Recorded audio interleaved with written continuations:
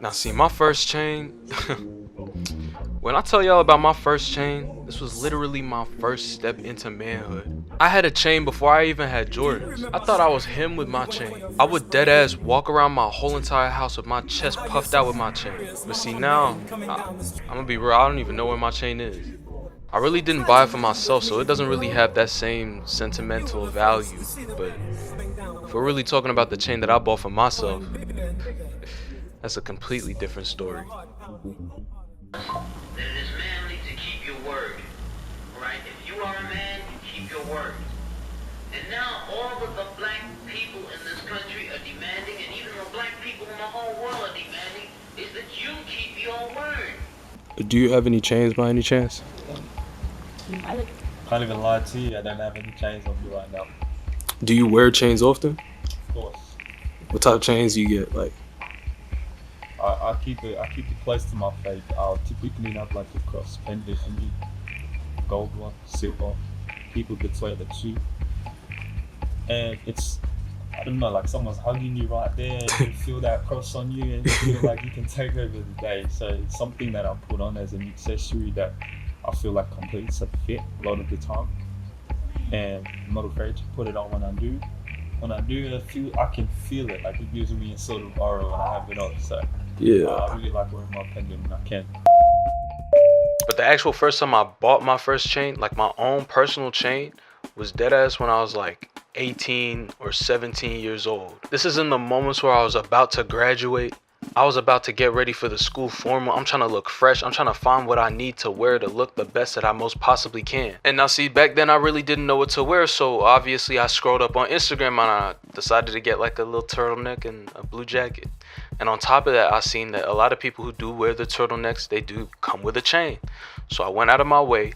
I spent $800 on a suit. And to accompany the suit, obviously I needed to get a chain. And at that time, I didn't really have any chains for myself, so I went out of my way and bought my own chain. I bought one that was like $300 from like an actual jeweler. I think that thing was like platinum. I still have it. And I bought the other one from ASOS. And I was kind of playing in people's faces because I really thought that like having the expensive chain, like, well, at that time, $300 was pretty expensive, but having an expensive chain just made me look better than everyone else. And like, I really thought that like, this is like a real life flex. Like I was really flexing something that was of value. It was like at that time that like my McDonald's paycheck was really the only thing that was supporting my ignorant spending. And like now that I think about it, I really didn't have to spend that much money on a chain, especially because like I could have just pulled up with a fake chain. But real talk, like this is such a significant point in my life because as a kid, like I felt like I had to prove something, you know? Especially like if you're trying to be like in those types of positions when you're trying to get girls or trying to interact with people in certain types of way or trying to look like you're anything of value. Like, I'll say I was a kid, I was just 18, but still like I still had that mentality that I had to prove something. Like everywhere after that, like everywhere I went, I literally just brought my chain. And see, that's my first chain, but at the same time, it's like what was the point? Like I don't even wear that thing anymore. Like I literally bought a chain for like $30 and I wear that thing almost everywhere. But I don't wear the chain that I bought for like 300 ever. It's just a weird, I don't know. I don't know if I'm the only one who thinks this type of way when it comes to your things that you value or you find expensive or things that you added significance to. I felt like every man needed a chain. Things that the shapes now look. You like your chain, bro? Do I like it? I guess. Was that your first chain? First, nah, man. What was your first? I had a real authentic one. See what the chain looks like? Christ. Jesus Christ on it. Where is it? I lost it. I think about it every day, but Let's see your chain right now, bro. I stole this. Bro, you lying like shit. You a good guy. You a good guy. I stole it. Alright. Do any of y'all wear any chains? No. Any jewelry? No, actually, I have quite jewelry. Jewelry. Yeah, jewelry. What type of jewelry do you wear? I wear gold. I wear a lot of gold jewelry. But like, it's like the jewelry that I wear is like, just like what the basic. Yeah, like the casual, like what our generation, a lot of us all wear the same types of jewelry. Gold hoops, minimalistic necklaces, bracelets, yeah.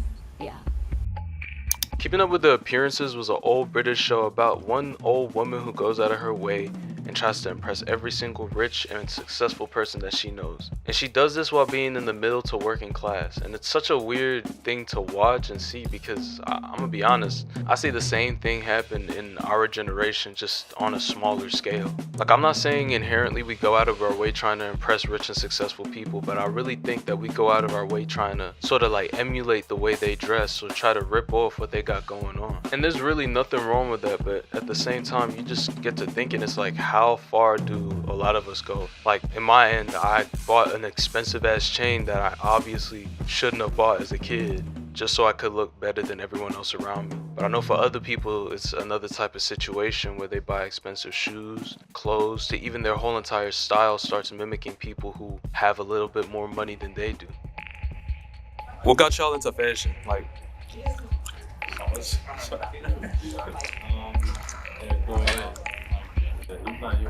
might have to speak up a little. Like social media, I guess, seeing what these people do, so you want to copy them, following the trend. Probably the same style on TikTok, just like level up your fashion. They just seem like a big thing. Had to in fashion.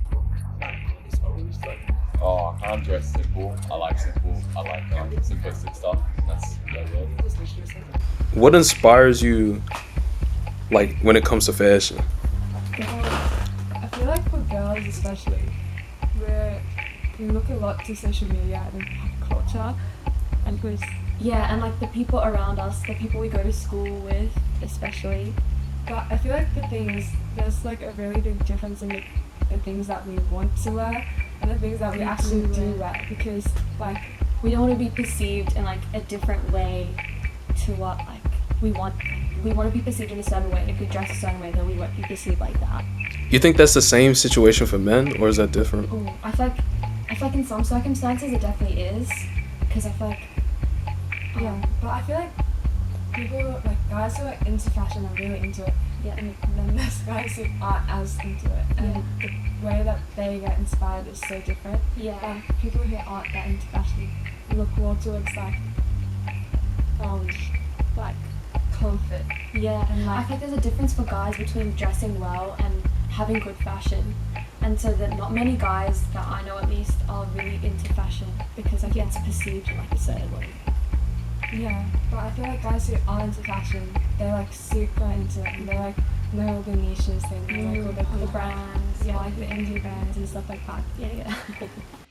This video was never really about how I got my first chain, but it's more or less about why I got my chain. As of recently, I started asking myself why I do certain things, and to be honest, it's a clear-cut reason to a lot of the situations, and one of the biggest reasons is literally for other people. As people, we want to look good and smell good and even appear good in all aspects, and because of this, 9 times out of 10, we do try our best to look good in front of other people. And see, the thing is, most videos would tell you that there's something wrong with this, or you gotta look good for yourself and all this, that, and the third. Let me give you the real answer. It really doesn't matter. It really never and did matter ever. You can do whatever you want, whichever way you want to do it. It doesn't matter, because inherently you're still gonna do it for other people.